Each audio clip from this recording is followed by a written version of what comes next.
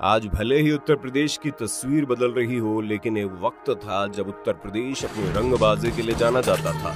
और ऐसा एक रंगबाज था कानपुर देहात के बिकरू गांव का विकास दुबे। अपने इलाके में खौफ का पर्याय बना हुआ था, लेकिन पूरे देश में हड़कंप तब मच गया जब इसे गिरफ्तार करने आई पुलिस पार्टी पर इसने अपने साथियों के साथ मिलकर बाकायदा घात लगाकर हमला किया और 8 पुलिस वालों की जान ले ली। ये देखकर सरकार के भी हाथ पांव फूल गए, क्योंकि इतनी बड़ी घटना को अंजाम देने के बाद विकास दुबे वहां से फरार हो गया था। अपने गांव में बिकरू के गब्बर के नाम से मशहूर विकास दुबे की आज हम पूरी कहानी बताने जा रहे हैं। हमारे इस वीडियो में आखिर तक जरूर बने रहना। विकास दुबे 26 दिसंबर 1964 को उत्तर प्रदेश के कानपुर देहात के बिकरू गांव में पैदा हुआ था। बिकरू गांव का विकास अपनी गुंडागर्दी, मारपीट और दबंग चरित्र की बदौलत न केवल उस क्षेत्र में नाम कमा चुका था, बल्कि स्थानीय नेताओं की आंख में भी चढ़ चुका था। दरअसल एक बार विकास ने अपने गांव के नजदीक कुछ पिछड़ी जाति के लोगों को तरीके से कूट दिया। वो सभी उसके खिलाफ शिकायत करने थाने पहुंच गए। थानेदार ने विकास को पूछताछ करने के लिए घर से उठाकर लॉकअप में बंद किया। इसके बाद क्षेत्रीय विधायक नेकचंद पांडे विकास को लॉकअप से छुड़ाने की कोशिश करने लगे। क्षेत्रीय कांग्रेस विधायक पांडे को लगता था कि ये विकास दुबे को मोहरा बनाकर अपने विरोधियों पर लगाम लगा सकेंगे। पांडे जी के एक फोन पर दरोगा ने विकास को छोड़ दिया। इसके बाद तो विकास की शैतानियों को पंख लग गए। आप यकीन नहीं मानेंगे, विकास दुबे ने अकेले ही एक बारात को लूट लिया। केवल बारातियों के दिमाग में बात भर दी कि उसके साथी आसपास झाड़ियों में छिपे और उसके इशारे पर हमला कर देंगे। इसके बाद तो उसकी मानसिकता वाले दूसरे लोग भी इससे जुड़ गए और विकास दुबे ने बुलेट बाइक पर चलने वाले गुंडों की गैंग बनाई, जिसका नाम बुलेट गैंग रखा गया। उसके गांव का एक नागरिक था झुन्ना बाबा, जिसकी 18 बीघा जमीन पर कब्जा करने के लिए विकास दुबे ने उसका कत्ल कर दिया। इसके बाद झुन्ना बाबा के परिवार वालों ने पुलिस में रिपोर्ट दर्ज करवाई, लेकिन रात में उनके घर में घुसकर किसी ने उन्हें धमका दिया और फिर उन्होंने शिकायत वापस ले ली। बस ये शुरुआत है विकास दुबे के डर की। इसके बाद विकास दुबे के जुर्म की फहरिस्त लंबी होती चली गई। पुलिस महकमे में उसकी घुसपैठ ऐसी होती गई कि पुलिस वाले ही उसके लिए काम करने लगे। अपने राजनीतिक आकाओं की शय पर वो जुर्म तो करता ही चला गया। आगे चलकर विकास दुबे ने कांग्रेस का हाथ छोड़कर जनता दल के हरिकिशन का दामन थाम लिया। हरिकिशन वीपी सरकार में मंत्री बने और इन्होंने बोफोर्स मामले में राजीव गांधी का नाम उछाला था। कुल मिलाकर विकास दुबे को लगातार राजनीतिक दलों का समर्थन मिलता जा रहा था और उसकी आपराधिक गतिविधियां अपना दायरा फैलाती जा रही थी। हरिकिशन पहले बीजेपी में गए, इसके बाद बहुजन समाज पार्टी में गए। बीजेपी से चौबेपुर विधानसभा के विधायक रहते हुए उन्हें जब भारतीय जनता पार्टी से टिकट नहीं मिली, तो उसी समय उन्होंने साल 1996 में संतोष शुक्ला के खिलाफ चुनाव लड़ा।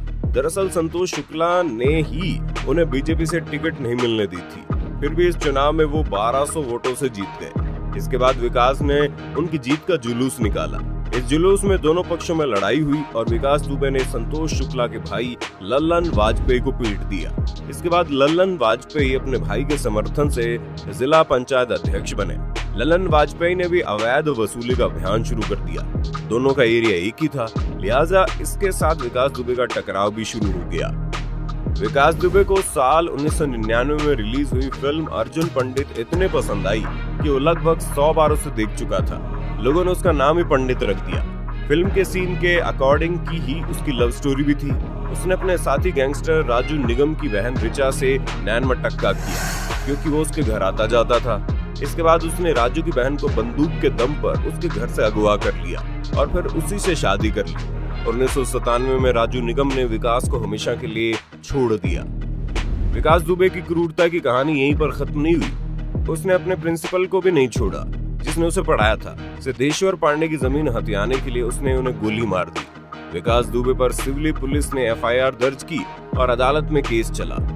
अदालत से उसे फांसी या आजीवन कारावास की सजा हुई। इस हत्याकांड के बाद वो जेल पहुंच गया, लेकिन जेल में रहकर वो सुपारी लेकर हत्या कराने का काम किया करता था, जिनमें रामबाबू यादव की हत्या उसने करवाई।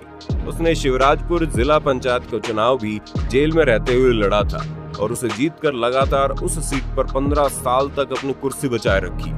विकास दुबे के खिलाफ इतने सारे सबूत होने के बावजूद अदालत ने उसे जमानत दे दी, क्योंकि पुलिस ने गवाहों को तोड़ दिया था। जेल से बाहर निकलने के बाद उसने पहला टारगेट बनाया लल्लन वाजपेयी को। 1 अक्टूबर 2001 को विकास दुबे शाम के समय अपने कुछ गुंडों के साथ लल्लन वाजपेयी के घर पहुंचा, लेकिन लल्लन वाजपेयी ने संतोष शुक्ला को फोन किया और संतोष शुक्ला ने थाने से पुलिस फोर्स को रेडी रहने के लिए कहा। संतोष शुक्ला लल्लन वाजपेयी की मदद करने के लिए घर से निकल चुके थे, लेकिन थाने से विकास दुबे के पास फोन पहुंच गया और उसे संतोष शुक्ला की योजना का पता चल गया। वो सीधा शिवली थाने पहुंचा। संतोष शुक्ला को उस समय राज्य मंत्री का दर्जा प्राप्त था। आमने सामने की बहस में पुलिस मूक दर्शक बनी रही और विकास दुबे ने संतोष शुक्ला को शिवली थाने में गोली मार दी और वहां से चला गया।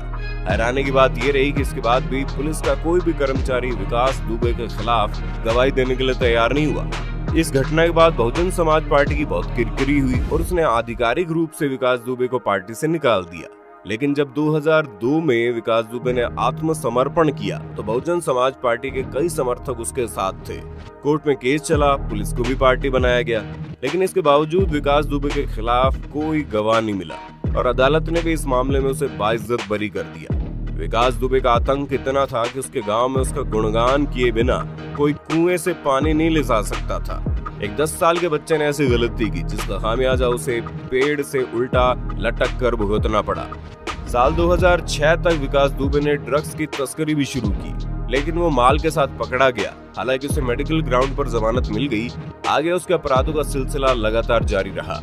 साल 2018 में विकास के चचेरे भाई अनुराग की पत्नी ने अपने पति की हत्या की कोशिश का आरोप विकास पर लगाया और उसके खिलाफ FIR दर्ज कराई। इस बार पुलिस ने उसे गिरफ्तार किया और उसे जमानत मिलने में पूरे 18 महीने का समय लगा।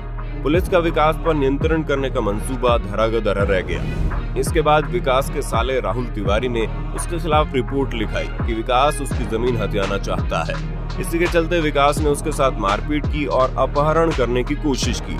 इस बारे में पूछताछ करने के लिए CO देवेंद्र मिश्रा विकास दुबे के पास पहुंचे, लेकिन अपमानित होकर वापस आ गए। इसके बाद पुलिस ने विकास दुबे के एनकाउंटर की योजना बनानी शुरू कर दी। 25 अफसरों की एक टीम बनाई गई जिन्हें आदेश था कि विकास दुबे को उसके आदमियों समेत खत्म कर दिया जाए। लेकिन इस टीम में विकास दुबे के इन्फॉर्मर भी शामिल थे। उन्होंने विकास दुबे को पुलिस की योजना के बारे में जानकारी दे दी। दरअसल ये पूरी घटना है साल 2020 की, जहां 3 और 4 जुलाई की रात जहां कमांडिंग ऑफिसर देवेंद्र मिश्रा की कमांड में 25 पुलिस के कर्मचारी कानपुर देहात के नजदीक बिकरू गांव पहुंचते हैं। उनका मकसद था उस गांव के कुख्यात गैंगस्टर विकास दुबे का एनकाउंटर करना। वो अभी विकास दुबे के घर के रास्ते पर ही थे कि रास्ते में एक JCB मशीन ने उनका रास्ता रोक लिया।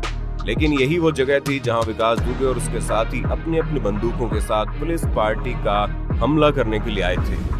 रात में JCB को देखकर पुलिस पार्टी अपने अपनी गाड़ियों से उतरकर पैदल ही आगे बढ़ गए। तभी अचानक उन पर चारों तरफ से फायरिंग होने लगी और ऐसी अंधाधुंध फायरिंग में पुलिस वाले एक एक करके वीरगति को प्राप्त होने लगे। कमांडिंग ऑफिसर देवेंद्र मिश्रा किसी तरह दीवार की आड़ में छुपे हुए थे और उन्होंने वहीं से SMS के जरिए डिपार्टमेंट से और मदद मांगी। फिर वो अपनी जान बचाने के लिए घर में छुप गए।